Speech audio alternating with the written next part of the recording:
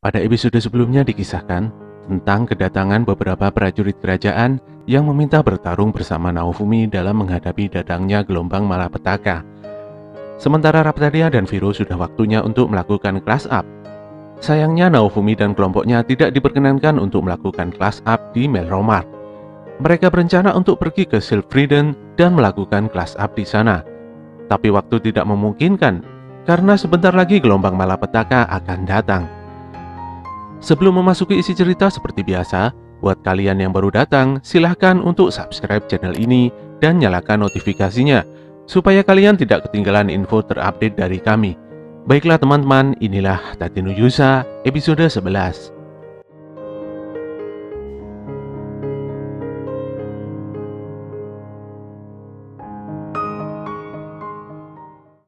Kurang dari 5 menit sebelum gelombang malapetaka datang, Naofumi dan kelompoknya menyiapkan banyak sekali ramuan penyembuh dan sisa persenjataan dari Paman Einhard.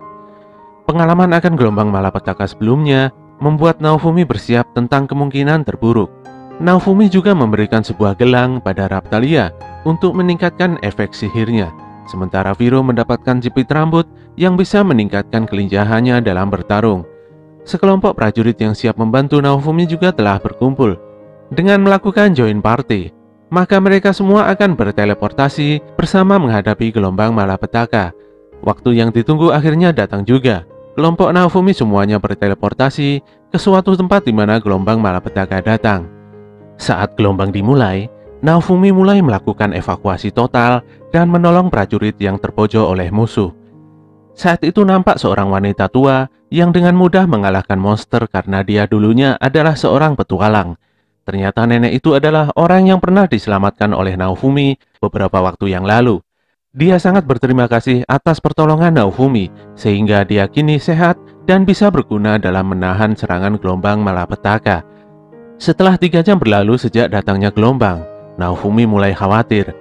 Dia mempercayakan kelompok prajurit partinya bersama dengan sang nenek untuk melindungi warga sipil. Sementara Naofumi, Raphtalia dan Viro mendatangi pahlawan lainnya untuk bertarung bersama. Setelah sampai, nampak sebuah kapal raksasa yang terbang di udara lengkap dengan tentakel kraken yang mengerikan. Masing-masing pahlawan bertindak sendiri dan sulit untuk diajak kerjasama. Itsuki memanah kapal dari bawah. Ren menebas tengkorak kapten kapal yang tidak bisa mati-mati. Sementara Motoyasu dengan ngotot melawan tentakel kraken yang tidak ada habisnya. Mereka berdebat sendiri, sehingga membuat Naofumi menjadi penengahnya. Gelombang ini harus segera dihentikan, karena semakin lama, maka semua akan menjadi korban. Baik penduduk sipil maupun para pahlawan itu sendiri. Saat Motoyasu dan Ren masih berdebat, Naofumi dengan teliti menganalisa pergerakan musuh.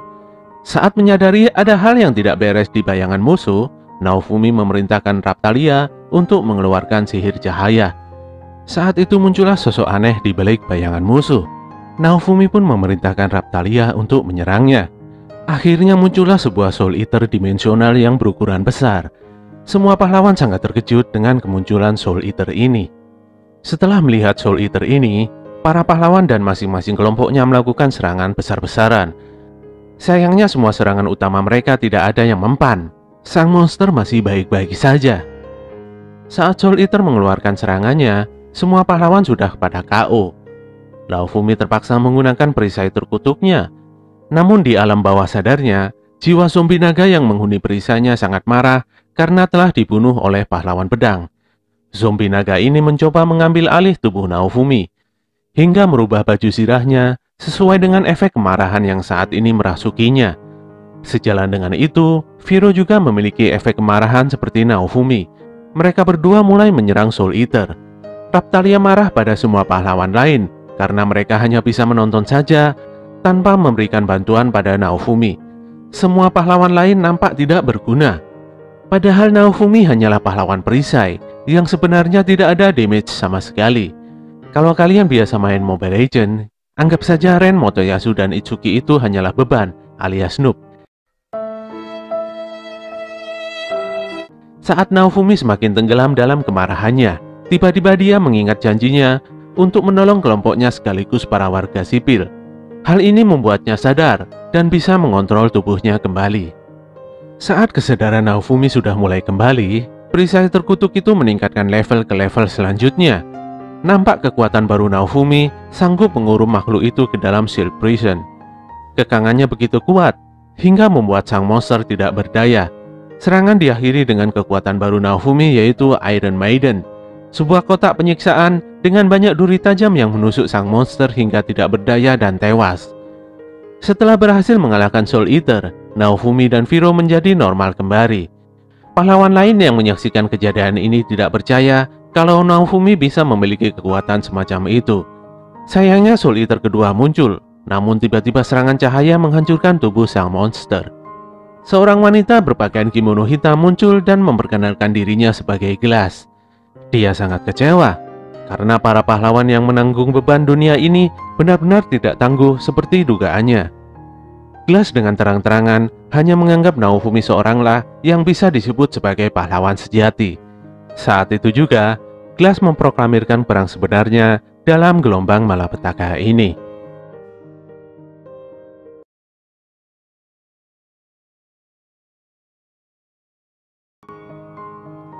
Gelombang malapetaka masih belum berakhir.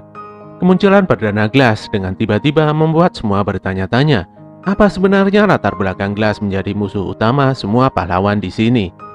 Dia pun menantang Naofumi secara terbuka. Karena Naofumi tidak kunjung menyerang, Glass pun meminta bawahannya saja yang menyerang duluan. Merasa tidak terima disebut bawahannya Naofumi, Ren, Motoyasu, dan Itsuki melakukan serangan gabungan untuk mengalahkan Glass. Sayangnya serangan itu berhasil dipatahkan Glass dengan mudah. Bahkan dengan satu kali serangan, 3 pahlawan itu langsung tumbang begitu saja. Naofumi pun akhirnya melakukan serangan hingga membuatnya menggunakan perisai amarahnya kembali. Dia pun mengurung Glass dalam Shield Prison dan menyiksanya di dalam kotak Iron Maiden. Dengan serangan spesial itu, nampaknya Glass masih baik-baik saja. Hingga detik ini Naofumi masih belum bisa menganalisa status musuh dengan benar. Melihat kondisi yang tidak menguntungkan ini, Naofumi menyuruhkan kelompoknya untuk mundur sementara. Dari kejauhan, Glass masih menyerang Naofumi dengan kipasnya. Sayangnya waktu pertempuran gelombang malapetaka sudah mencapai batasnya. Glass pun terpaksa mundur dari pertempuran. Dia melayang ke angkasa dan menghilang begitu saja. Walau berhasil melewati gelombang malapetaka ini, Naofumi masih bertanya-tanya, kemunculan Glass yang tiba-tiba, apa sebenarnya itu gelombang malapetaka? Dia benar-benar berpikir, apa sebenarnya yang terjadi di dunia ini? Yang pasti, Naofumi dan kelompoknya harus menjadi lebih kuat pada serangan gelombang malapetaka selanjutnya. Untuk itulah salah satu upaya menjadi kuat adalah melakukan class up pada Raptalia dan Viro. Saat itu Naofumi dipanggil oleh sang raja untuk menjelaskan rahasia bagaimana dia mendapatkan kemampuan baru miliknya. Bukannya berterima kasih, sang raja malah menyudutkan Naofumi karena masih tidak percaya kalau pahlawan perisai memiliki kemampuan yang hebat. Dengan menunjuk ke tanah, Naofumi akan mengatakan rahasianya apabila sang raja berlutut dan memohon. Di dunia asalnya, saat seseorang meminta sesuatu, dia harus bersujud, maka permintaannya akan dipenuhi. Entah ini benar atau tidak, mari kita dukung saja Naofumi. Hehe. Naofumi benar-benar di atas awan kali ini. Sang raja dibuat kesal sendiri. Mendengar perkataan Naofumi yang kasar pada raja, para pengawal kerajaan langsung turun tangan menghadang Naofumi. Sayangnya mereka tidak berani berkat intimidasi Naofumi yang berhasil mengalahkan gelombang malapetaka. Merasa tidak berhasil membuat Naofumi mengaku, sang raja mengancam akan menyiksa budak Naofumi. Dengan penuh amarah, Naofumi mengingatkan untuk tidak mengganggunya, apalagi menyentuh ujung jari kelompoknya. Dia yang sekarang bisa membunuh sang raja dan pengawalnya dengan mudah dan keluar dari kerajaan tanpa tergores sedikit pun. Raja pun tidak bisa berbuat apa-apa. Dia hanya bisa memendam amarah dan kebenciannya pada pahlawan perisai. Saat akan keluar dari kerajaan, Naofumi bertemu dengan seorang wanita yang secara diam-diam mengingatkannya supaya lebih berhati-hati pada gereja. Di balik wajahnya yang baik, gereja telah berkonspirasi dengan kerajaan untuk menjatuhkannya. Melty mendatangi ayahnya dan memintanya untuk berdamai dengan pahlawan perisai. Tentu saja ayahnya yang merupakan raja yang sombong menolaknya dengan sangat keras. Melty menanyakan mengapa ayahnya sangat membenci Naofumi, dan sang ayah pun menjelaskan alasan yang sangat sulit untuk dipahami. Saat itu tiba-tiba Main datang. Dia memberikan penjelasan bahwa selama ratu tidak ada, maka titah sang raja adalah mutlak. Saya sendiri masih belum paham mengapa sang raja kalah pamor sama ratunya. Melty yang juga menginginkan kebaikan bagi negaranya tidak menerima masukan dari kakaknya yang tidak nyambung. Dia pun segera berlalu dari ruangan itu. Main yang sangat kesal sekali dengan sikap adiknya seakan menyimpan amarah dan merencanakan sesuatu yang buruk pada Melty adiknya sendiri. Naofumi dan partinya melakukan persiapan yang matang dengan mengumpulkan persediaan dan peralatan baru dari Paman Einhard sang pandai besi. Untuk melakukan crush up pada Raptalia dan Viro, Naofumi berencana pergi ke Sylfriden. Di Sylfriden, walaupun itu negeri para manusia setengah binatang, namun manusia masih bisa diterima di sana. Dalam perjalanan, Einhard dengan baik hati memberikan beberapa item penting untuk Naofumi berupa aksesoris untuk perisainya. Raptalia mendapatkan 2 buah pedang, dan Viro mendapatkan sarung tangan sihir yang setara dengan kekuatan 100 orang. Naofumi sangat menyukai perjalanan jauh. Dia jadi bisa bebas dan tidak memikirkan kerajaan ataupun para pahlawan lainnya. Sayangnya tiba-tiba Melty nongol dan memintanya untuk menemui sang raja sekali lagi untuk berdamai dengannya. Jelas saja Naofumi menolaknya. Mana ada orang yang mau berdamai dengan seseorang yang menghinanya. Melty yang mendapatkan penolakan begitu sebal. Dia terus memintanya untuk kembali pada kerajaan agar memperbaiki hubungan antara pahlawan dan raja. Tanpa disadari, salah satu pengawalnya berusaha membunuh Melty dengan pedangnya. Naofumi yang sudah menduga akan terjadi sesuatu yang buruk, langsung melindungi Melty dengan perisainya.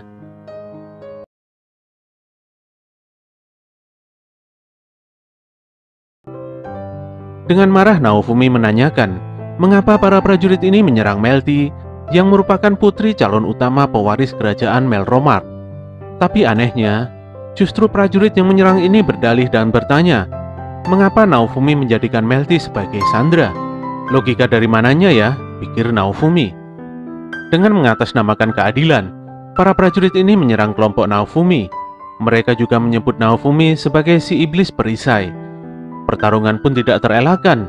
Naofumi melindungi Melty, sementara Raptalia dan Viro melakukan perlawanan. Walaupun sudah jelas pertarungan dimenangkan oleh Naofumi, tapi sepertinya aksi Naofumi dan kawan-kawan ini direkam dalam sebuah kristal sihir.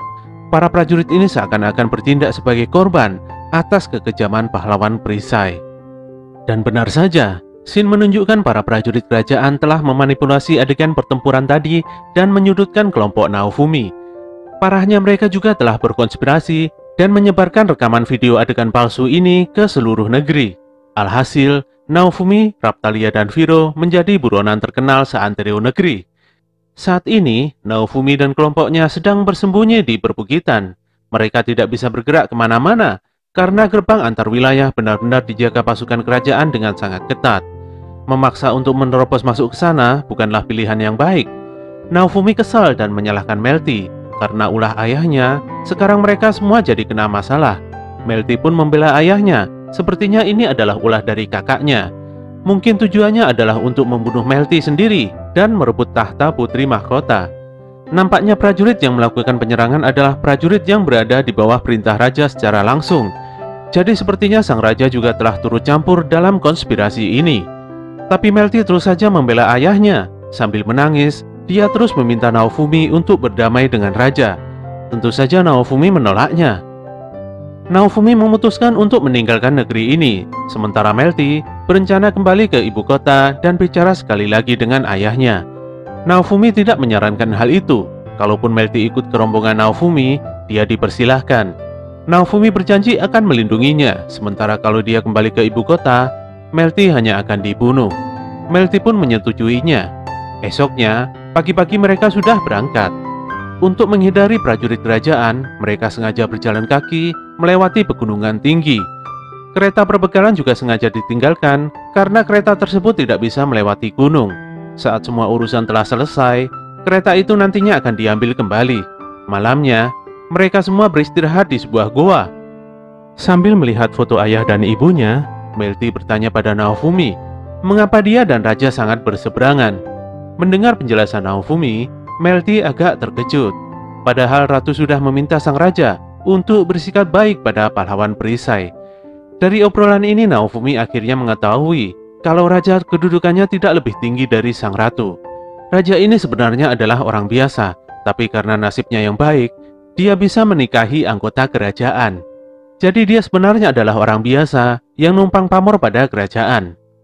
Tak selang beberapa lama, mereka pun langsung meneruskan perjalanannya. Tentara kerajaan terus memburu mereka sepanjang malam. Mereka akhirnya ketahuan saat Melty hampir jatuh di sebuah tebing yang tinggi. Mereka berlari sekuat tenaga, menghindari kejaran prajurit kerajaan. Namun mereka semua menemui jalan buntu. Tidak ada tempat untuk berlari karena di belakang mereka adalah jurang yang sangat dalam. Saat bulan menampakkan sinarnya dengan sempurna, tak disangka muncul Itsuki, Motoyasu, dan Ren. Mereka langsung turun tangan, ikut memburu dan menangkap Naofumi. Para pahlawan itu menyudutkan Naofumi yang telah jahat menyandera Melty. Untungnya, Melty menjelaskan semua permasalahan yang sebenarnya terjadi. Mereka semua harusnya bersatu padu untuk menghadapi gelombang malapetaka. Sebenarnya semua orang sudah mulai percaya dengan penjelasan Melty. Sayangnya, Main datang dan memfitnah Naofumi yang telah memiliki perisai terkutuk dengan kemampuan mencuci otak seseorang. Sepertinya gereja telah menemukan sebuah bukti bahwa Naofumi menyebut dirinya sebagai penyelamat suci dan mencuci otak orang-orang tidak berdosa. Dengan bodohnya, Motoyasu langsung mempercayai penjelasan ngawur itu. Ren pun demikian. Dia meminta Naofumi untuk menyerahkan putri Melty padanya. Dia akan menjamin penuh keselamatan Melty. Melty sangat ketakutan. Dia memegang erat jubah Naofumi. Dia tidak ingin pulang. Kalau pulang, dia pasti akan terbunuh. Dia benar-benar meminta bantuan Naofumi untuk diselamatkan. Tentu saja Naofumi membantunya. Dia telah berjanji akan melindungi Melty. Mereka pun mencoba kabur dengan menunggangi Viro. Sayangnya Motoyasu melepaskan sebuah borgol yang mengenai kaki Viro hingga membuatnya terjatuh. Kekuatannya pun langsung menghilang, tidak bisa berbuat apa-apa. Main pun langsung memanggil bala bantuan dengan melepaskan sebuah cahaya pink di udara. Saat Melty melepaskan sihirnya dan menyerang Motoyasu, Main juga langsung menyerangnya. Dia sangat sebal karena Naofumi terus melindunginya. Ren dan Itsuki terkejut. Main nampak jelas ingin menghabisi Melty. Naofumi dengan terpaksa mengeluarkan perisai amarah, sementara Raptalia menggunakan sihir menghilang dan menikam Main dari belakang dengan pedang cahayanya.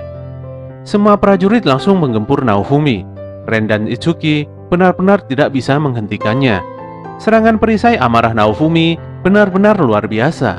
Sebelum para prajurit itu menghampirinya, dia sudah menghancurkan jalan utama, sehingga membuat pergerakan para prajurit terhenti. Kelompok Naofumi akhirnya berhasil kabur. Selepas pertempuran itu, Naofumi melepaskan borgol yang mengekang kaki Viro. Saat itu tiba-tiba muncul seorang pengintai yang diperintah secara langsung oleh sang ratu. Dengan sopan dia menginformasikan bahwa Naofumi diminta untuk menemui ratu. Karena sekarang semua hal menjadi sangat rumit, sang ratu ingin membicarakan banyak hal dengan Naofumi. Masalah penculikan ini juga merupakan konspirasi dari orang-orang yang menganggap pencapaian Naofumi sangat mengkhawatirkan. Setelah menyampaikan semua informasi ini, sang pengintai langsung menghilang tanpa bekas. Saat itu semua menyadari bahwa hutan telah dibakar atas perintah dari Main.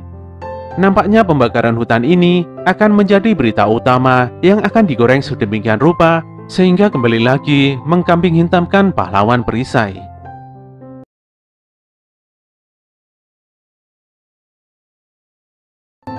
Main memerintahkan prajurit kerajaan dan para penyihir untuk membakar hutan. Para prajurit langsung melepaskan panah apinya, sementara para penyihir membaca mantra dan mengeluarkan api dari tangannya. Gempuran serangan api ini membuat hutan terbakar dengan hebatnya. Setelah itu, Main memerintahkan pada prajurit kerajaan untuk mengumumkan pada seluruh penduduk Melromak bahwa ini adalah perbuatan dari si iblis perisai. Dari kejauhan, kelompok Naofumi menyaksikan kebakaran ini dengan gundah. Kelihatan sekali bahwa kebakaran ini tidak biasa dan benar-benar settingan. Melihat api yang semakin membara, mereka memutuskan untuk segera meninggalkan hutan dan meneruskan perjalanannya. Pagi harinya, kebakaran hutan semalam nampak sudah mulai padam. Kondisi hutan benar-benar rusak dan memprihatinkan. Saat ini semua perbatasan kota ditutup dan perbatasan antar negara dijaga dengan sangat ketat. Berita tentang pahlawan perisai yang menculik Putri Melty juga tersebar dengan cepat. Pihak kerajaan meyakini bahwa pahlawan perisai sedang menyusup secara diam-diam di kota ini. Hal ini tentu saja membuat Naofumi dan kawan-kawan tidak bisa melanjutkan perjalanannya ke Silveld. Saat ini dia memutuskan untuk mengikuti petunjuk dari prajurit bayangan yang semalam menemui mereka dan sesegera mungkin menemui Ratu Melromar. Kelompok Naofumi pun tiba di sebuah perkebunan di mana para manusia setengah binatang bekerja dan mengolah lahan pertanian. Saat itu Melty mengingat bahwa dia memiliki kenalan bangsawan di wilayah ini. Dulunya, keluarga bangsawan di sini menjalin hubungan yang baik dengan para manusia setengah binatang. Keluarga bangsawan ini adalah orang yang baik dan mengelola wilayah yang bernama Sayaete. Sayangnya, pada saat terjadinya gelombang malapetaka, dia meninggal dunia. Bangsawan lainnya yang memiliki pandangan yang sama dengannya, atas perintah sang raja, mereka semua dipindahkan ke pelosok-pelosok. Sang raja sepertinya sangat tidak suka dengan manusia setengah binatang. Dengan sedih, Raphtalia bercerita bahwa Sayaete adalah kampung halamannya. Kampungnya ini justru diserang oleh prajurit kerajaan itu sendiri. Melty merasa bersalah dan meminta maaf pada Raphtalia. Karena sebagai keluarga kerajaan, seharusnya dia bisa melakukan sesuatu. Dia pun berjanji pada Raphtalia, apabila masalah ini telah selesai, dia akan menghukum para prajurit ini. Tanpa diduga, muncul seseorang di dekat mereka. Naofumi dan Raphtalia langsung waspada. Ternyata itu adalah Reynot, bangsawan kenalan Melty yang memimpin wilayah ini. Naofumi masih curiga pada Reynot, apalagi dia bisa muncul tanpa terdeteksi. Reynot pun mengajak Naofumi dan kawan-kawan untuk mampir ke rumahnya. Di sana, Naofumi bercerita tentang semua hal hingga membuatnya sampai di wilayah ini. Reynot memahami dan dia juga menyampaikan bahwa untuk menutupi jejaknya, pahlawan perisai membakar hutan. Kelompok Naofumi juga dijamu dengan makanan yang sangat enak. Sayangnya Naofumi masih belum bisa percaya sepenuhnya pada Reynot. Dia memutuskan untuk segera pergi dari sini esok paginya. Malam itu di perbatasan, raja nampak sangat marah pada para prajurit yang hingga detik ini masih belum bisa menemukan Melty. Sang raja sepertinya sangat khawatir pada Melty. Dia juga sangat mengutuk kelakuan pahlawan perisai yang berani-beraninya mengambil keluarganya yang berharga. Naofumi bangun dari tempat tidurnya dan berganti jaga dengan Melty. Sesaat kemudian, Raphtalia mengalami mimpi buruk. Dia mengingat temannya waktu masih kecil yang disiksa oleh seseorang. Pagi itu Reynot ditangkap oleh prajurit kerajaan. Para prajurit ini sedang menggeledah seisi rumah Reynot untuk mencari Naofumi. Sementara Naofumi dan Raphtalia kabur dengan bantuan dari pelayan Reynot. Saat itu Melty secara tidak sengaja muncul dan memarahi para prajurit yang seenak jidatnya memasuki rumah Reynot. Tiba-tiba keluarlah Idol Rabier, seorang bangsawan yang memerintahkan para prajurit ini. Melty berusaha melindungi keberadaan Naofumi dan yang lainnya. Dia juga meminta agar Rabier membawanya ke ibu kota untuk menemui sang raja dan memulihkan nama baik pahlawan perisai. Saat melihat sosok Idol, Raphtalia menjadi sangat marah dan ingin menyerangnya. Untungnya, dia dihentikan oleh Naofumi. Naofumi dan Raphtalia mencoba mencari Viro, tapi tidak ketemu. Naofumi akhirnya terpaksa berteriak memanggil Viro, hingga mengaktifkan sihir budak dan membuat Viro kesakitan. Ternyata Viro sedang main peta umpet bersama dengan Melty, dan dia harus bersembunyi apapun yang terjadi. Mengetahui Melty telah ditangkap, Viro menjadi panik dan ingin segera menyelamatkannya. Naofumi pun memutuskan untuk menyelamatkannya juga, karena bagaimanapun juga, Melty adalah orang yang mengakui keberadaannya. Malam itu, terjadi keributan di gerbang rumah Idol. Naofumi dan yang lainnya memanfaatkan kesempatan ini untuk menyusup ke dalam kediaman Idol.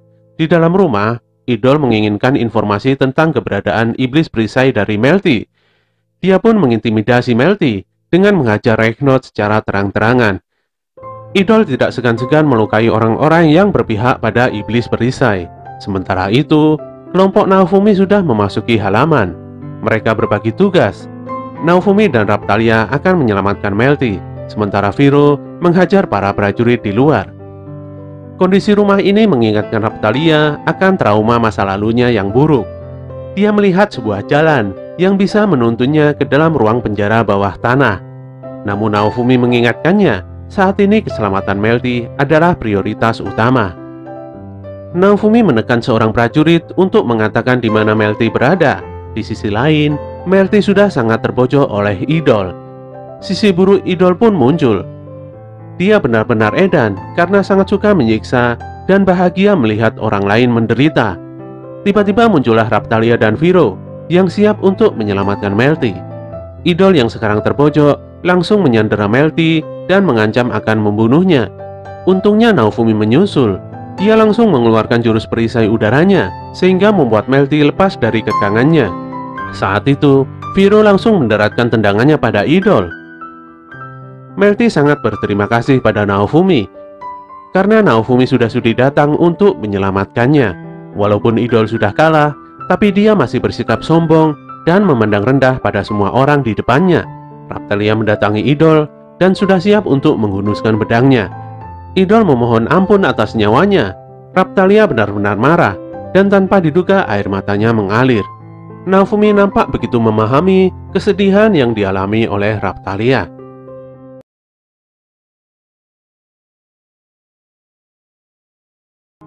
Di siang hari yang cerah, terlihat beberapa anak setengah manusia dari desa Sayayete yang sedang bermain sepak bola.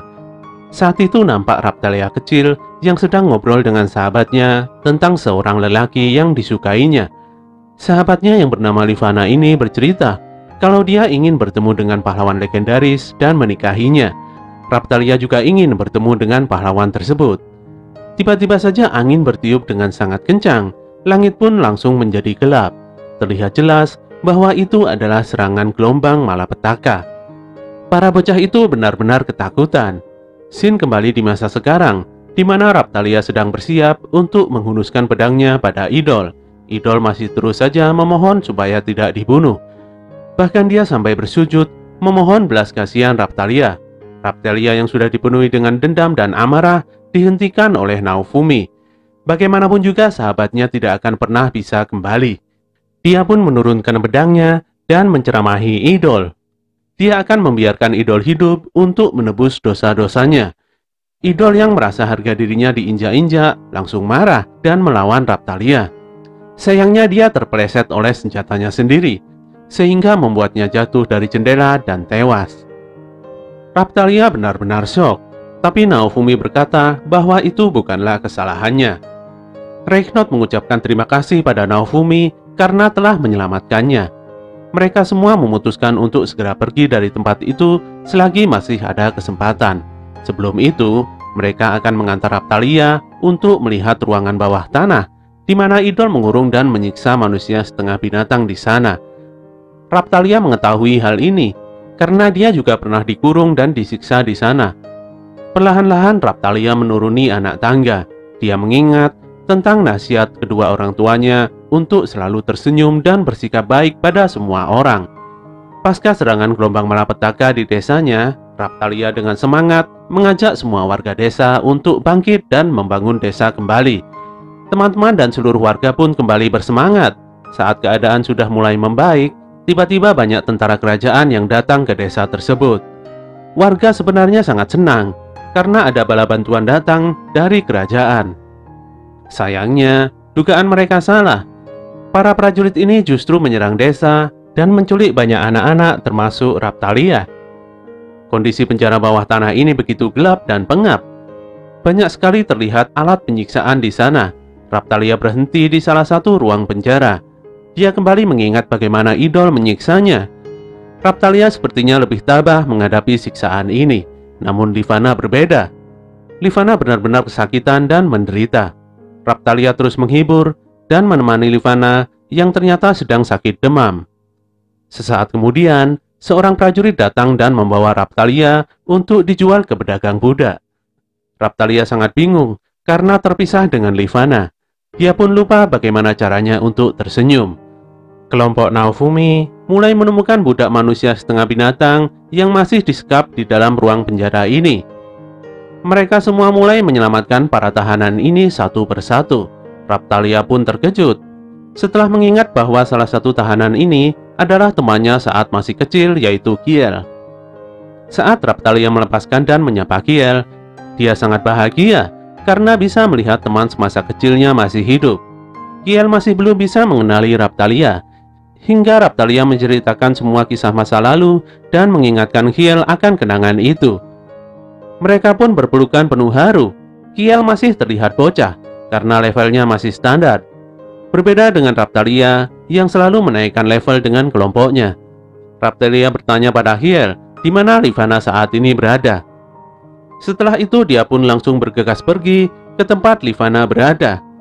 Saat telah mengetahui kondisi Livana, Raphtalia menangis sejadi-jadinya. Raungannya terdengar sangat sedih dan menyayat hati. Livana yang menjadi teman baik Raphtalia semasa kecil, yang ingin dinikahi oleh pahlawan perisai, kini telah tewas sangat mengenaskan. Livana hanya menyisakan tengkorak dan tulang belulangnya saja. Semuanya menjadi sedih. Demikian pula dengan Melty. Dia tidak menyangka ternyata hal sekejam ini terjadi di negaranya. Raphtalia masih sedih karena dia telah membunuh idol. Dia tidak ada bedanya seperti idol. Demi memuaskan nafsu balas dendamnya semata, hingga dia rela menghilangkan nyawa seseorang. Naofumi terus menyemangatinya, karena jika seandainya dia tidak bertemu Raphtalia, mungkin Naofumi akan terus melarikan diri dari dunia ini tanpa bisa mempercayai siapapun. Raphtalia juga berjasa karena telah melepaskan beberapa anak manusia setengah binatang termasuk Kiel dari penjara ini. Saat ini sudah menjadi tugasnya untuk menyelamatkan manusia setengah binatang lainnya. Hal ini dilakukan supaya tidak ada lagi rasnya yang mengalami nasib buruk seperti ini. Itulah alasan mereka semua bertarung hingga sekarang. Naofumi sebagai pahlawan perisai juga berjanji akan selalu bertarung bersamanya. Saat itu bayangan Livana muncul dengan bahagia karena bisa melihat Raphtalia dan pahlawan perisai bersamanya. Setelah itu Raphtalia membungkus tulang belulang Livana untuk dikuburkan dengan layak. Saat sedang keluar dari penjara bawah tanah, kelompok Naofumi dikejutkan dengan idol yang ternyata masih hidup. Di bawah sebuah monumen, idol melakukan ritual khusus untuk membuka segel dan membangkitkan monster yang pernah disegel oleh pahlawan terdahulu. Segel itu pun terlepas dengan sempurna. Dengan bangganya, idol membangkitkan seekor monster besar berwujud T-Rex yang sangat mengerikan. Sayangnya, idol sendiri benar-benar mati karena saat itu langsung diinjak oleh monster T-Rex ini. Oke teman-teman, itulah akhir cerita dari anime Tate no Yusa episode 15. Semoga kalian semuanya suka.